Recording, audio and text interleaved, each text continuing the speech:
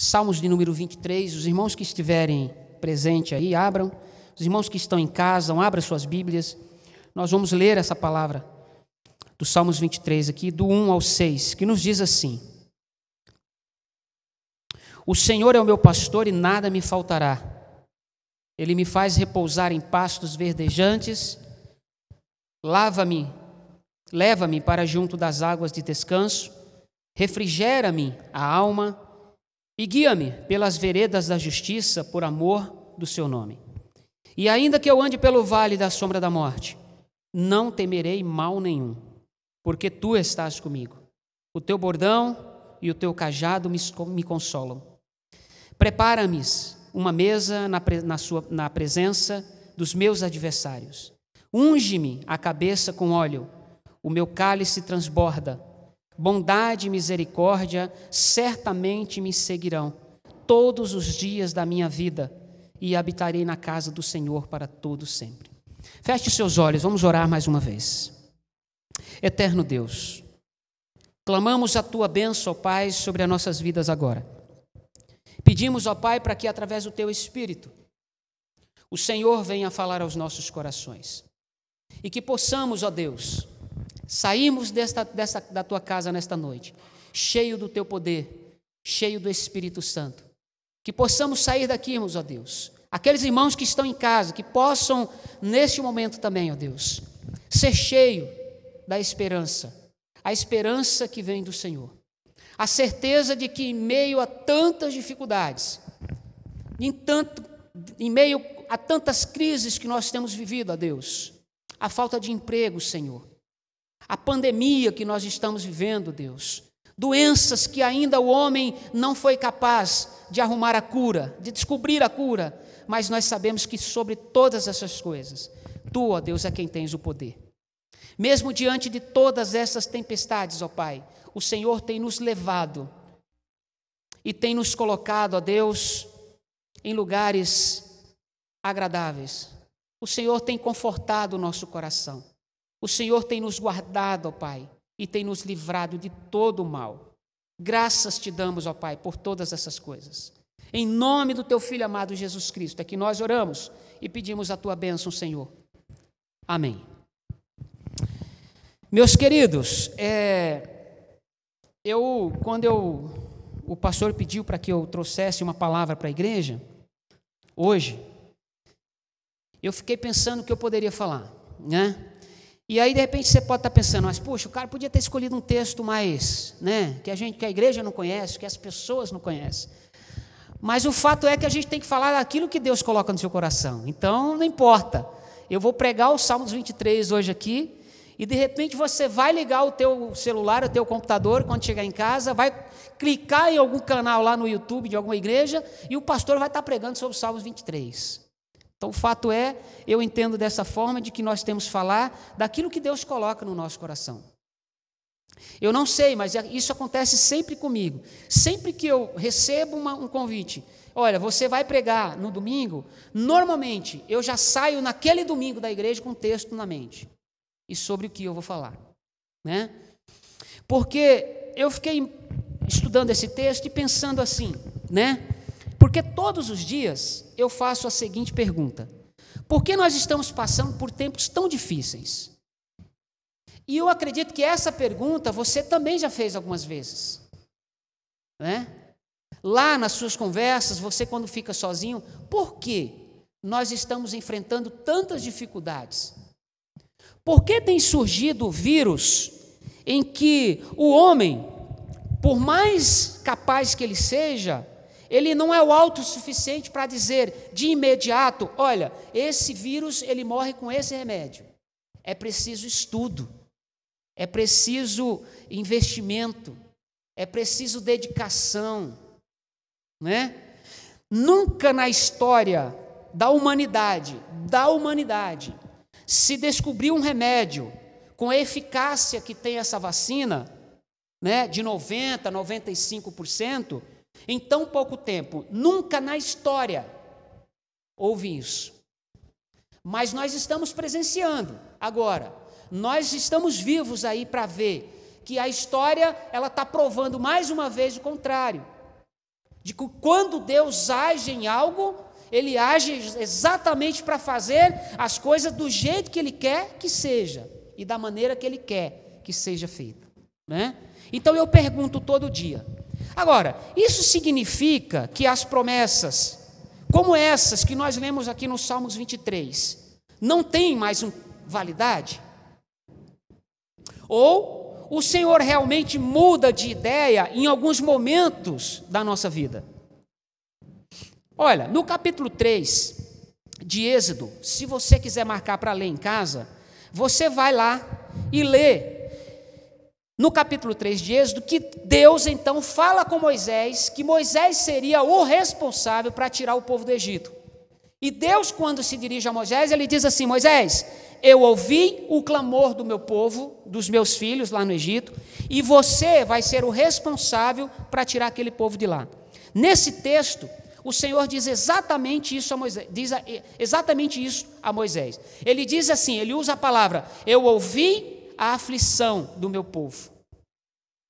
E que Moisés seria o responsável, como eu disse, para retirar o povo daquele sofrimento que eles viviam ali. E a promessa de Deus, quando ele vai até Moisés dizendo que iria tirar o povo do Egito, a promessa de Deus é que aquele povo que sairia do Egito iria para onde? Para uma terra prometida, uma terra que manava leite e mel. Depois você lê, capítulo 3 de Êxodo. Essa era a promessa de Deus. O que isso significa? Que as promessas de Deus, ela então tem um prazo de validade? Porque quando a gente vai ver a história, nós vimos que nem o próprio Moisés entrou na terra prometida. Olha só, né? Como isso faz a nossa cabeça girar um pouco e pensar naquilo que Deus promete, naquilo que Deus fez, naquilo que Deus quer fazer na nossa vida, e que nem sempre acontece da forma como nós planejamos, ou como nós imaginamos. Seguindo em frente, no capítulo 34, lá em Deuteronômio, no capítulo 34 de Deuteronômio, há uma curiosidade, porque antes da morte de Moisés, no verso 4 do capítulo 34, né? Eu queria ler com vocês esse texto, porque eu acho que vale a pena. Vamos lá, Deuteronômio.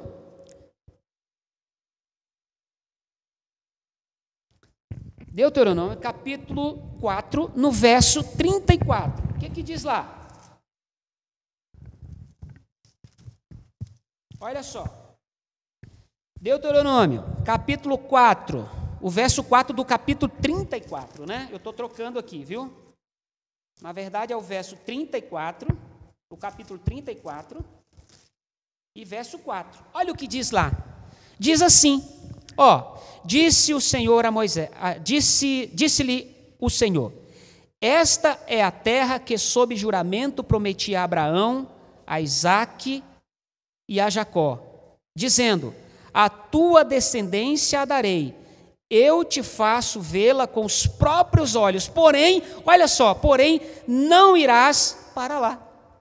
Então, quando Deus fala com Moisés lá atrás, ele diz para Moisés, eu ouvi o clamor do meu povo, eu vou retirar eles de lá e você será o grande precursor dessa história. Você vai tirar eles de lá. Você será o responsável. Só que até então, provavelmente Moisés pensou, mas o Senhor está me mandando para uma terra que mana leite e mel também. Mas aqui a gente vê Deus então não mudando de ideia, mas cumprindo a sua vontade, cumprindo o seu querer. Porque não é a nossa vontade, volto a dizer, não é o nosso desejo que sempre se cumpre, são os de Deus. Não é isso que a Bíblia diz, que o coração do homem pode fazer plano, mas a resposta vem de onde? Vem do Senhor. Isso também não quer dizer que o Senhor, que Deus mudou de ideia, que Deus não cumpriu com a promessa que Ele fez a Moisés, claro que não. Mas para que essas promessas se cumpram, é necessário obediência. E foi exatamente essa palavrinha que o povo que por 40 anos perambulou pelo deserto, não teve. Obediência. Obediência. E por isso as promessas ali não se cumpriram, né? Talvez como elas foram desenhadas, talvez como elas foram faladas ali no começo. Porque olha o que disse Moisés no capítulo 4, 21 de Deuteronômio, né? Olha lá, olha o que diz Moisés lá, no capítulo 4, de Deuteronômio, agora sim é o capítulo 4, né? Eu vou ler o verso 21, que diz assim, ó, verso 21, também o Senhor se indignou contra mim por vossa causa, e jurou que eu não passaria o Jordão e não entraria na boa terra que o Senhor, o teu Deus, te dá por herança. Moisés aqui dizendo assim, olha, a grande culpa é nossa, nós não vamos desfrutar dessas maravilhas que Deus lá atrás falou para nós, por causa da nossa desobediência, por causa da nossa arrogância, por causa da dureza do nosso coração. E é assim, né? E por isso, todos os dias, eu faço essa pergunta aqui, né? Dito isso, né, eu faço essa pergunta sempre para mim, né? Por que passamos por tantas dificuldades? Por que, Deus? Por que 180 mil pessoas morrem de um vírus? Senhor, por que tanto tempo para se descobrir um remédio, Deus? Por que nós temos que usar luva? Por que nós temos que usar máscara? Por que nós temos que se isolar por 14, 20 dias quando nós pegamos o vírus? Porque nem os nossos filhos podem se aproximar da gente. Por que todas essas dificuldades? A falta de emprego, a falta de amor, a falta de afeto que já não existe mais. Por que estamos enfrentando tudo isso? Queridos, vivemos hoje uma realidade e dela nós não podemos fugir. Eu fiquei pensando muito nisso esses dias, né? Quando eu estava preparando isso aqui, e aí eu fiquei por diversas vezes pensando, né? Claro que não cabe a nós aqui ficarmos perguntando ao Senhor e questionando, ou até mesmo dizendo para Ele, olha, Deus, faz alguma coisa aí porque está difícil, a coisa está feia, né? A minha esposa trabalha no hospital e ela sempre diz isso para mim, a Cristiane trabalha no hospital, né, Cris? Quem mais trabalha aqui? Acho que só vocês duas que trabalham com a saúde. E a situação, ela não está fácil. Ela não está fácil. A cada dia tem piorado mais e mais. Mas sabe o que nos consola, meus queridos? O que me consola é saber que o mesmo Deus que guiou o povo no deserto é o mesmo que me guia hoje. Eu queria compartilhar com os irmãos 3 coisas que eu vejo nesse texto. Eu queria compartilhar 3 pontos aqui que, para mim, eles são muito importantes nesse texto, do Salmos 23. O primeiro ponto que eu destaco aqui, a primeira verdade que eu gostaria de trazer para você, e aqui eu queria trazer uma mensagem mais como algo que possa confortar os irmãos que estão presentes aqui e também que possam confortar aqueles que estão em casa, né? Eu, como não sou conhecedor da vida de todos, das dificuldades de todas, eu quero me dirigir àqueles que por algum momento perdeu a esperança. Porque não está difícil de perder a esperança diante de tantas coisas. E a primeira verdade que eu destaco aqui para vocês, olha só, ela está no verso 1 e no verso 2 desse texto, que ele diz assim, ó, o Senhor é o meu pastor e nada me faltará.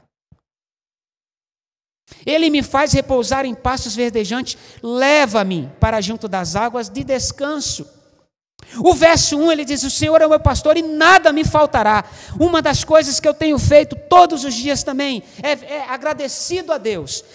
Quantas vezes faltou o seu café da manhã na sua casa, meu irmão? Quantas vezes faltou o seu almoço? Quantas vezes faltou a sua janta? Quantas vezes faltou o seu leite? Quantas vezes você teve dificuldade para comprar um biscoito para o seu filho, um Danone? Eu fiquei pensando nisso. Nós ficamos 6 meses dentro de casa, sem poder sair na rua. Teve um mês que nós não podíamos nem colocar o nariz fora na rua. Não saiam de casa, fique todo mundo dentro de casa. A cidade que é povoada, que a gente vê centenas, milhares de pessoas, parecia um cemitério. E ali, todo mundo ali dentro de casa. E o Senhor proveu. Todas essas coisas. Hoje nós podemos levantar as mãos aos céus e dizer, foi no período de pandemia que a nossa igreja, a Igreja Presbiteriana de Francisco Morato, saiu do buraco que ela estava financeiramente. Olha só, que curioso! Não é maravilhoso? Não é maravilhoso você olhar para uma situação como essa? e vê que diante de uma situação tão ruim que o mundo enfrenta, a falta de emprego, são 14 milhões de desempregados. Bom, isso é o que diz as pesquisas, né? Isso é o que diz as pesquisas, são 14 milhões de pessoas desempregadas, são 14 milhões de pessoas, e dentre essas, muitas passando fome, porque não tem o dinheiro para comprar um pão sequer, mas nós não, o Senhor nos guardou, nos protegeu, nos sustentou e nada faltou nos nossos lares. Arrecadamos quase 1 tonelada de alimento para distribuir para aquelas pessoas que nós sabíamos que tinham necessidade. Por quê?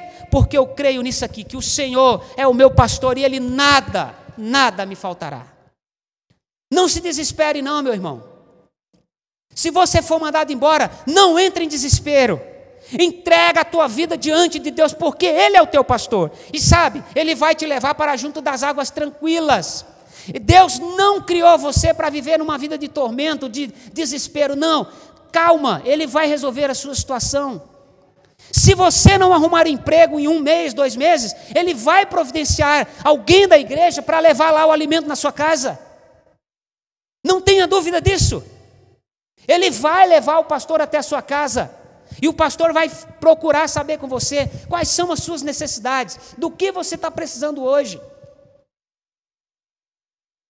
Claro que nós não vamos ficar aqui falando para todo mundo que nós já fizemos isso, fizemos aquilo, porque eu não preciso ficar falando, nós não precisamos. Nós temos que fazer, né, aquilo que o nosso coração manda fazer, mas faça e guarde para você e Deus, porque Deus está vendo o que você está fazendo. Nós já chegamos a pagar conta de água, de luz para irmão da igreja. E o Senhor não deixou nada faltar lá na casa dele. Olha que bênção. Por quê?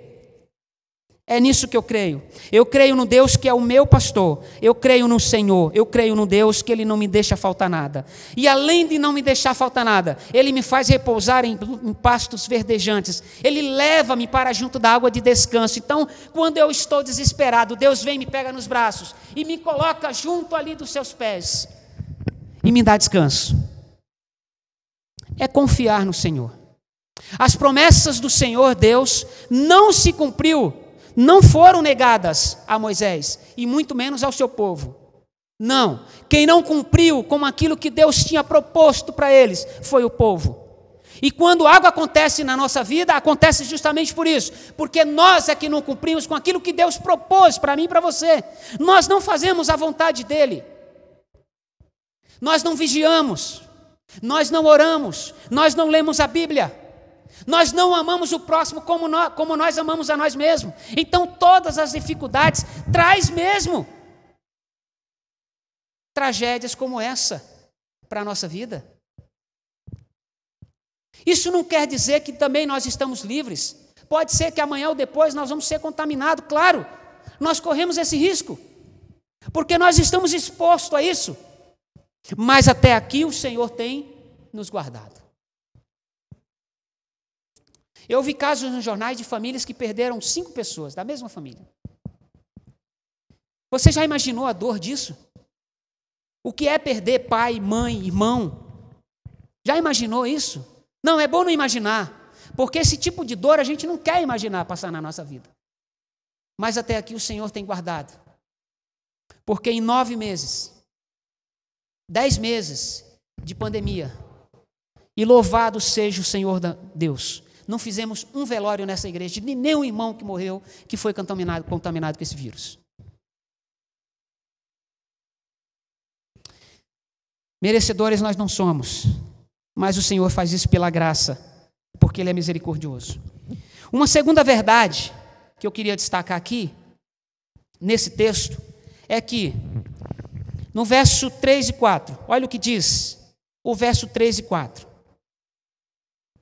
Ele diz assim: refrigera-me a alma, Ele guia-me pela vereda da justiça e por amor do seu nome. Ainda que eu ande pelo vale da sombra da morte, não temerei mal nenhum, porque tu estás comigo, e o teu bordão e o teu cajado me consolam. Essa segunda verdade, ela só vem confirmar aquilo que nós falamos na primeira, de que Deus, Ele sempre foi fiel a nós. de que Deus sempre nos protegeu de todo o mal que a humanidade tem enfrentado hoje. Quando eu olho para a minha vida, né? E quando eu olho para tudo aquilo que eu já fiz, para tudo aquilo que eu para todos aqueles momentos que eu desagradei, que eu entristeci o Espírito de Deus, às vezes eu tenho vergonha. Mas aí eu olho para o outro lado e eu vejo isso aqui, eu leio isso na Bíblia, que Ele é um Deus que, além de me conduzir, né, pelo seu caminho, mesmo que eu esteja ali em direção ao vale da sombra da morte, né, eu não temerei, porque eu sei que esse Deus que está me guiando é um Deus que quer o meu bem. Ele quer cuidar de mim. Ele quer me proteger. Eu não temerei, porque Ele está comigo a todo instante da minha vida. Como eu disse aqui há alguns minutos atrás, o Senhor está com a sua igreja, está conosco desde que tudo isso começou, desde que todas essas coisas vieram à tona.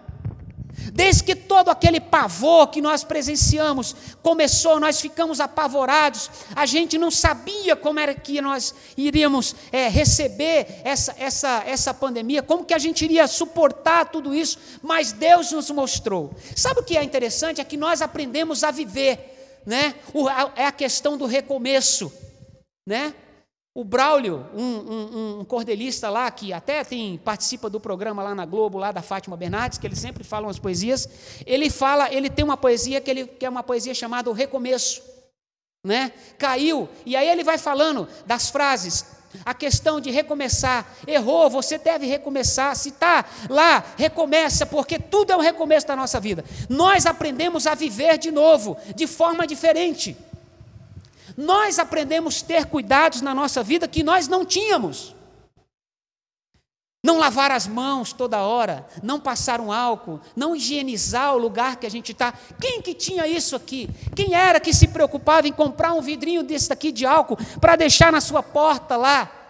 Para que as pessoas, quando chegassem, colocassem aqui na mão e higienizar a sua mão? Ninguém, nós não nos preocupávamos com isso. Nós passamos a nos preocupar com isso.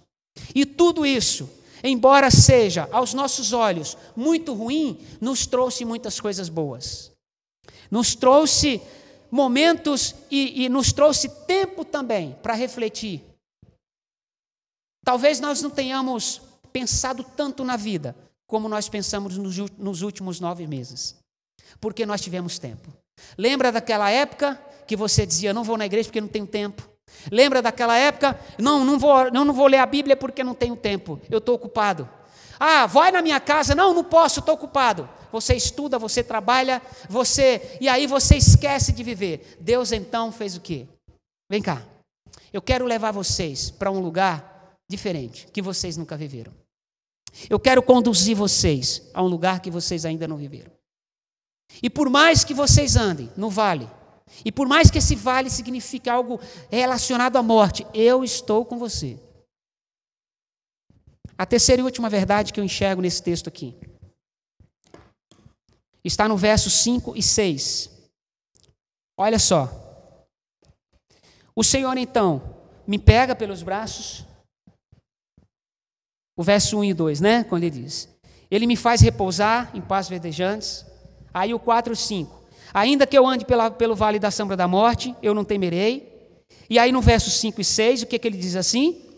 Ele faz tudo isso, e para concluir, né, com chave de ouro, como a gente diz, com uma coroa de ouro, o que ele faz? Prepara-me uma mesa na presença dos meus adversários. Unge minha cabeça com óleo, o meu cálice transborda. Bondade e misericórdia certamente me seguirão. Todos os dias da minha vida eu habitarei na casa do Senhor para todos sempre. Deus não faz nada pela metade. Deus não deixou de cumprir nada que Ele tinha prometido para Moisés. Não deixou. Não deixou. Ele cumpriu tudo que Ele tinha falado para Moisés. Porque se nós formos lá no texto, lá, A única coisa que Deus fala para Moisés: você vai retirar o povo de lá e vai conduzi-los a uma terra. Deus não falou para ele: ó, Moisés, você vai entrar lá. Não. Então Deus fez as coisas da maneira dele. Esse Deus que nós servimos, meus irmãos, queridos irmãos, aqueles que estão presentes aqui, aqueles que estão em casa, é o Deus que está preparando uma mesa na presença dos seus adversários. Quem são os nossos adversários? Talvez não tenhamos nenhum, fisicamente falando, mas nós temos um grande adversário que nós estamos lutando com ele hoje, que é um vírus chamado Covid-19. Esse sim é um grande inimigo que nós estamos enfrentando. Por quê? Porque ele é invisível. Talvez quando você tem algum inimigo, o inimigo que você pode ver, esse você pode evitar, se esconder dele, evitar a rua que ele está morando, o bairro que ele está morando, mas esse não há como. Esse não tem como você se esconder, porque ele pode estar em qualquer lugar. O lugar que você menos imaginar, ele pode estar ali e ele pode te pegar.